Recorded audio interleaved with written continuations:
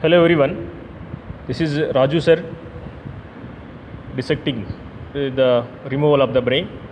So to remove the brain we have to follow the dissection procedure in which the scalp layers, with the continuation of the scalp dissection, the scalp layers have been removed and the two scalp layers,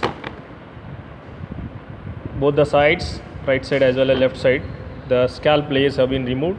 Now we can see the skull cap. The skull cap has been marked with the chalk. Then the chalk, by using the chalk we have marked both the right side, left side, anteriorly as well as posteriorly. And we have used the saw. These are the instruments which we are using to remove the brain: the saw, the hammer and the chisel, and along with the scalpel and the forceps.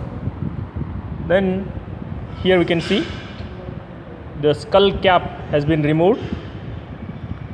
Skull cap has been removed by cutting the outer table with a saw, then inner table by using the hammer and chisel.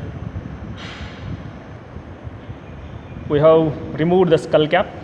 Now we are able to see the dura mater, the subdural space along with blood vessels, sulci gyrae, the two hemispheres, and the falx cerebri can be seen. The falx cerebri is slowly removed and by cutting from the crista galli. Then the frontal lobes, then we have kept our fingers below and we have preserved the olfactory nerves, and it has been pulled. Then we have pulled the temporal lobes also. Then the brainstem can be seen, and we have cut the optic nerves and the oculomotor nerves. Then to reach the brainstem we have used our fingers. We have reached the foramen magnum. Then both the sides, tentorium cerebelli has been cut to get along with the cerebellum, to put the specimen along with the cerebellum. Then we have cut the medulla oblongata, and both the sides we have made cuts over the petrous part of temporal bone. This is a anterior boundary for the cerebellar fossa, and we have pulled it up. Slowly we have pulled it up.